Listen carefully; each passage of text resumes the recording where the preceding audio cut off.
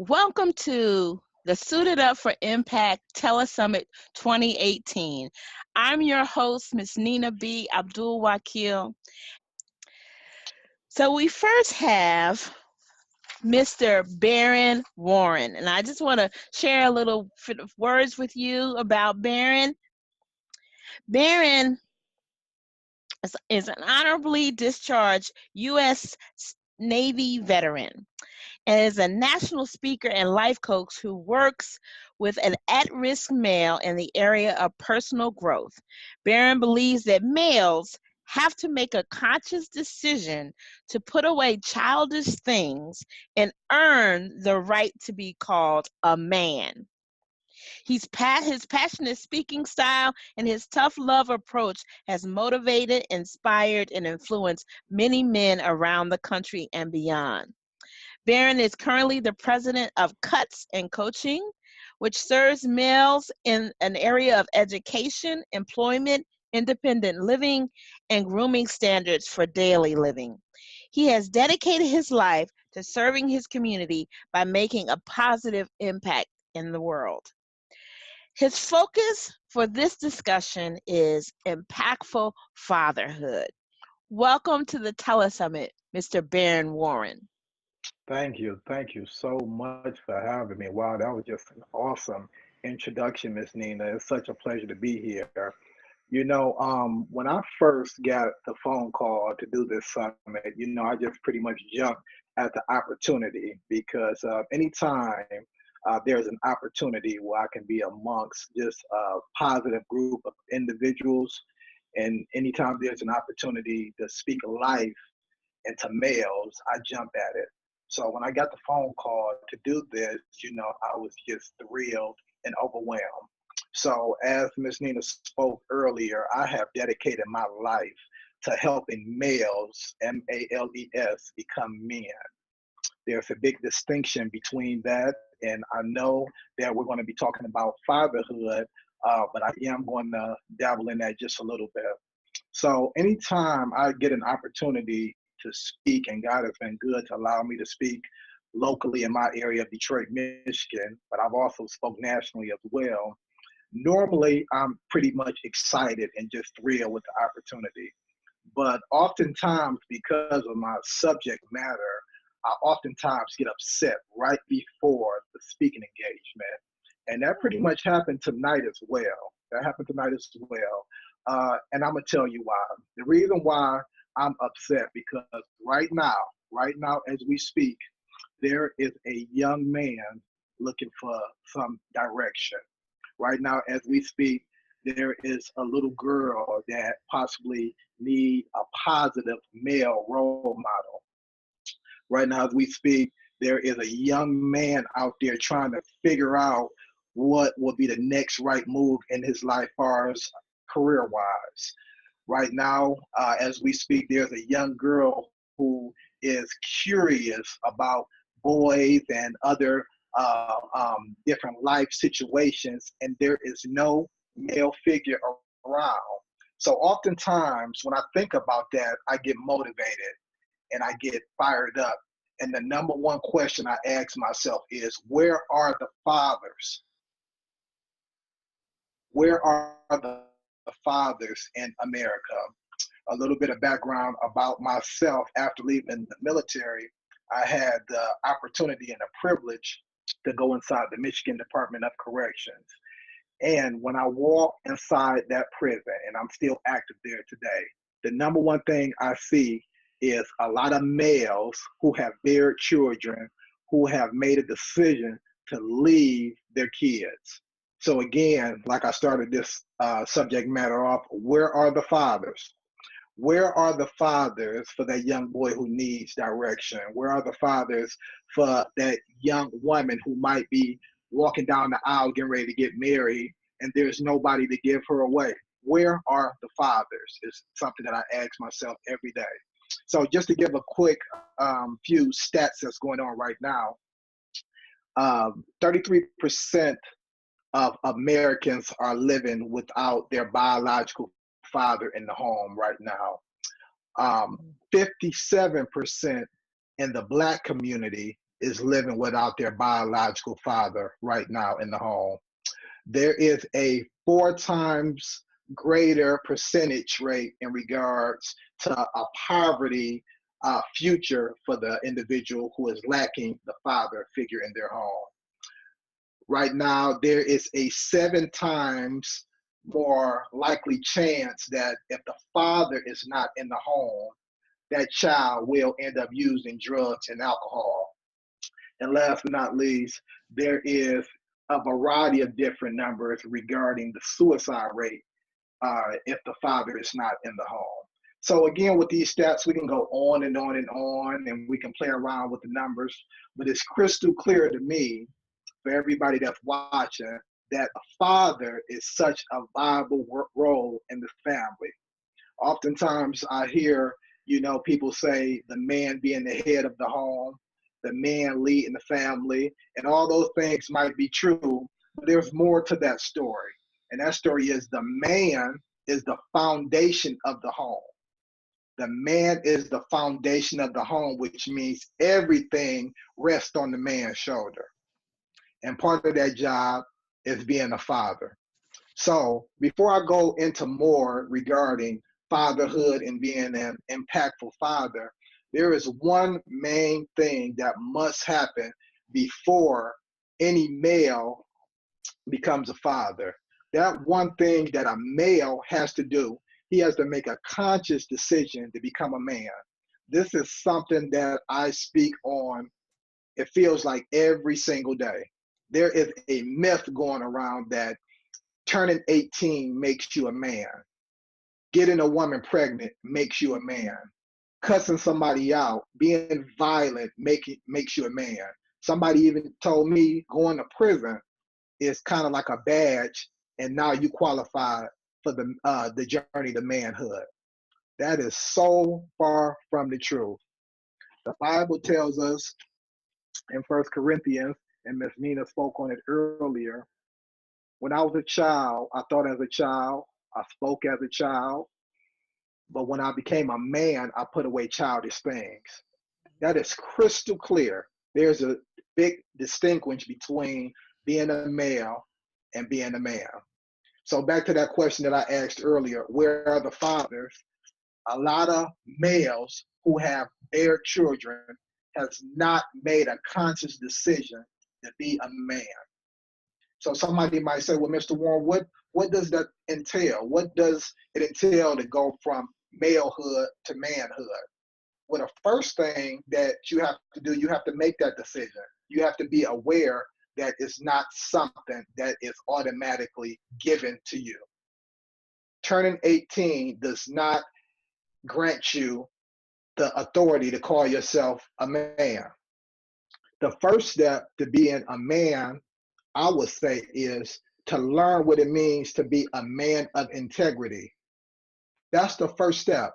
Mr. Warren, so what is that word? What does that word integrity mean? Oftentimes when I was walking the prison yard as a correctional officer, it used to always bothered me when males on the prison yard will walk around or stop doing what they're doing when the police is watching. And then when the police will walk past, they will go back to doing what they wanted to do. That's an example of lacking integrity. Now, don't get me wrong. I know I'm telling some prison stories right now. There's a lot of good people behind the wall, but I'm giving that example to show being a man of integrity means doing the right thing when nobody is watching. Mm-hmm. That's what integrity means. When I get up in the morning, when Mr. Warren gets up in the morning, and when I look in the mirror, I want to be a man of integrity. I don't want to go out and do the right thing when mom calls me, when mom is watching, when my kids are around, when the pastor is looking. I want to do the right thing when nobody is looking. So, That's Baron, the first let, step. let me ask you a quick question. When you talk, and I totally agree with this, being a man of integrity. What does that look like in the role of a fatherhood, in father, when you marry that with fatherhood, and when you're in the home with your children? What does being a man of integrity look like in front of your children? Absolutely. Thank you, Ms. Nina. That is an awesome question. Being a man of integrity in front of your children, in my opinion, means setting the example for them, modeling not just what you say, but modeling that with your behavior.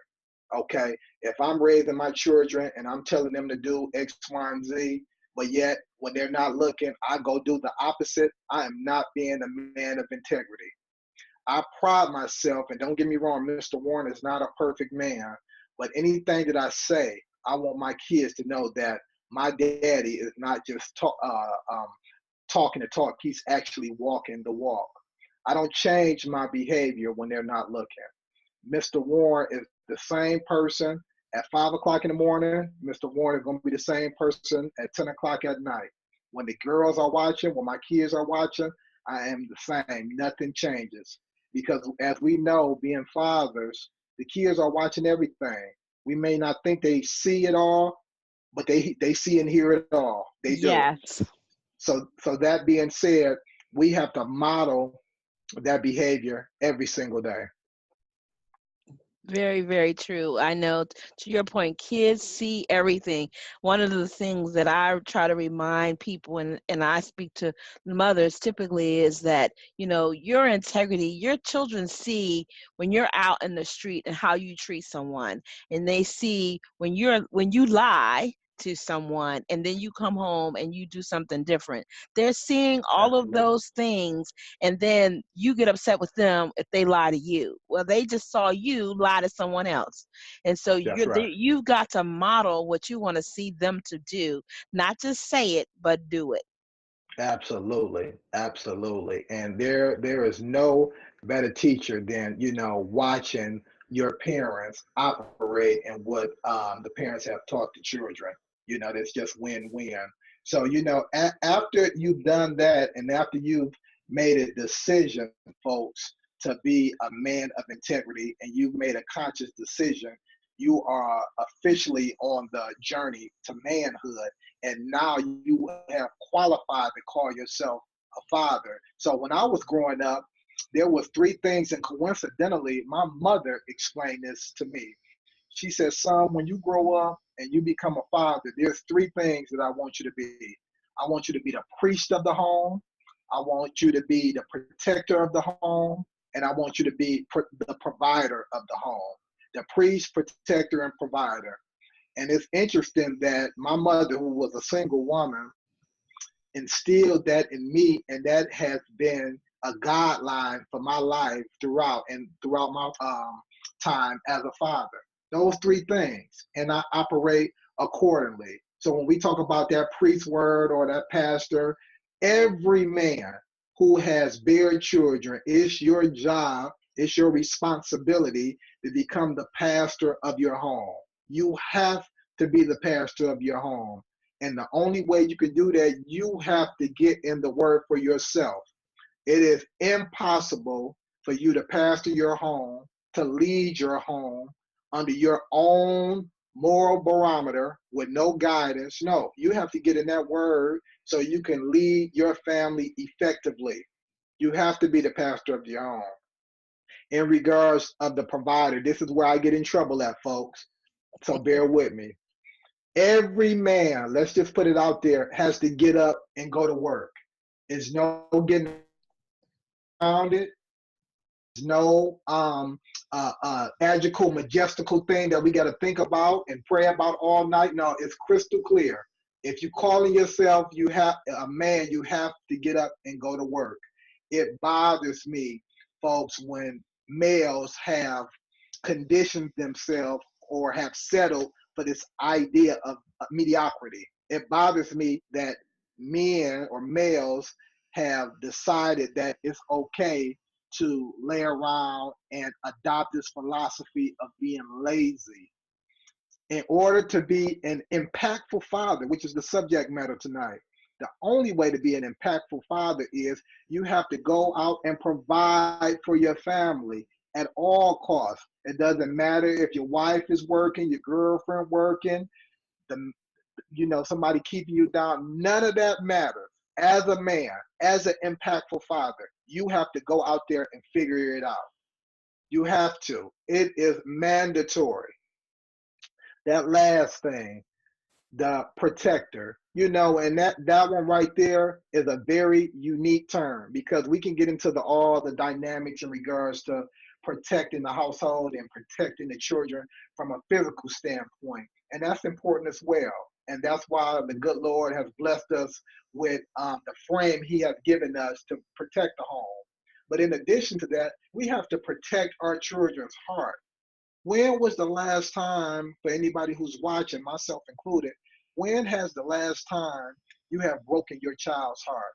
If you Hmm. out there listening to me, if you have broken your child's heart, even if they're an adult right now, it's your job as a father. It's your responsibility as a father to make it right with that child, whatever it is, whatever happened. If it happened 20 years ago, if it happened yesterday, it is your job and your responsibility to protect the relationship between a father and a child. It's so important. So those are some of the steps that you have to operate in order to be an impactful father. You have to be the priest of the home, the protector of the home, and the provider of the home. I guarantee if you learn how to master those things and figure those things out, that'll be a good start to fatherhood. So I had a surprise that I wanted to give you all. So this event is suited up for impact. And, just as a symbolic tradition, it is nothing more pleasant, in my opinion, than seeing a young man or a man get ready and put a shirt and tie on, folks. This is something, my kids tease me sometimes, as you can see, it's very late at night, and I might go to bed with my shirt and tie on because I just want to be ready at all times. So, I use that as a symbolic term because everybody who has made a decision to be a father, we have to wear different roles from time to time. We have to get up and go to work. We have to sometimes police our children. We have to, go out there and provide and do all those different things. So every male who has became a man and has entered into fatherhood, you have to find out which uniform fits the situation and which uniform you have to master in order to maximize the potential of your family. So, every day when I get up, Miss Nina, I put on a tie every single day, when I'm a father. And I never know what tie it is. Every day I put on the tie, and it might be a different tie every day. It might be the tie where I have to go out here and talk to my daughters about personal issues. So I might have to switch up the tie for the day. You know, I might have to switch up when I'm talking to my girls about the do's and don'ts. They teenagers now. I have to switch up and put that tie on. Is it always gonna fit properly? I don't know, but I do my best, and we roll with it. They 12 and 13 now, so I'm gonna do my best, and that's the tie for the day. Tomorrow it might be a different tie. It might be the tie of spirituality. They might ask me some questions in regards to dad. How do I get to know the Lord better? And I want to have an answer for them. So, in order for me to do that, I got to suit up. So, I'm going to switch the tie and I'm going to learn that word. I'm going to get into my Bible and I'm going to learn how to be the best priest of the home. As y'all can see, it might be a little rough, but guess what? I'm going to try. And eventually, I'm going to figure this thing out until I get it right, until we square it away. And that might be the top of the day. But tomorrow might be something else. When they grow up, Miss Nina, and they start that dating deal, I'm gonna put the red tie on because I'm gonna tell every guy to stop. Every guy's gonna stop when they come meet my daughters. They gonna stop and they gonna have a plan when they meet my daughters. Every man that come to that house is gonna have to face me because I'm going to be their protector. And this red tie means to stop. That's what it means. So, I just wanted to get everybody's attention because every man is their responsibility to suit up every day. And that's what this tie represents. Folks, I want to be a man who is prepared for battle every day when it comes to this thing about fatherhood. I want to be ready and equipped and qualified. I want to know my job as a father, and I don't want to miss any opportunity. The last thing I would say to everyone who's listening, as a father, as a father, fatherhood to me means responsibility. If you have made a decision to bear children and now you have beings walking around here, you should delight yourself in responsibility. So somebody might say, Mr. Warren, what do you mean by that? What does that mean? Should nobody have to ask you to provide for your children? That's and real men do not brag about being priests, protectors, and providers. No, it's something that you have to do, and you don't have to go around bragging and broadcasting that. You should delight yourself in responsibility. You should delight yourself in being a man of integrity. You should be anxious to go out and take your kids out to a ball game and spend time with them. It shouldn't be a burden. Real men understand that you delight yourself in these things. For the men out there who does not have any children, biological children of their own, real men understand that not only do they raise their children, but they raise other people's children as well. Find somebody that you can inspire and pour into. Mm. There's a young boy or there's a young girl out there who needs some direction. And just because you don't have a child, that doesn't mean you can't pour and speak life into some other ones. Find somebody. I heard one of my favorite authors, Miles Monroe, say, success without a successor is failure. Success without a successor is failure. And I believe that. When I leave here, folks, I want to leave everything that I've learned, everything that I've mastered. I want to leave with my children. I don't want to take anything to the graveyard. I want to leave all my gifts and talents. I want to leave it all with them. Okay. Those are some of the keys to fatherhood.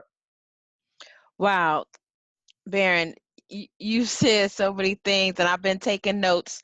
So I'm going to just reflect back real quickly as we wrap up with you. The journey to fatherhood, I think those are some key big nuggets there. You know, the father should be the priest, the pastor of the home, the protector and the provider. And it's not something that they need to brag about, but they should delight in that responsibility. And that the children should see them, and they should see, and they should not only protect the home, but protect the hearts of the children. That's And I right. think that's Absolutely. valuable, because too often many of us, and Monty's going to be talking about, dealing with the pain in the past. There's a lot of people who are dealing with challenges from trauma from childhood, and I'm not, I don't want to say that that's Monty, but I'm just saying that's part of people's past. I've talked to many people, and some of the things is some of the experiences that they have where their parents haven't protected their heart. And so That's I right. think that's powerful. They haven't seen the example of the father being the priest of the home, or the protector, or the provider. And so, and then today, to your point, there are times where I have seen men boasting, "Oh, I had my kids this weekend." Well, that's not a badge, that's a responsibility. And so I'm thankful that you That's right. putting it out That's there. right. As a single mom, my children's father passed away, God rest him. And so I am looking for, and I appreciate men like you who are clear about sending the message about what it means to be a man. Because as a single mom, I'm looking for someone to help me to make sure I'm instilling in my boys what they need to do, and providing them opportunities to get these teachings, right? So my sons are listening to this telesummit Absolutely. because I can't teach them all the things they need to know to be a man. So I value my brothers, and I value those who can speak life into what it means to be a father, what it means to be a man. And I appreciate what you have offered up tonight to this telesummit. Thank you. Thank you so much for having me. So we got some messages here. I just want to uh the tie illustration obviously just really hit home. I love what my brother is saying. Great necktie illustration from Pastor Monty, and that every child thrives when they know their father is their priest, protector, and provider. Absolutely, Chris. Thank you so much, Baron Warren, for impactful fatherhood for this Thank you. Suited Up for Impact telesummit. Get you a tie, man. I want everybody to go out and buy 10 ties. 10 ties. There you go. Thank you. Okay.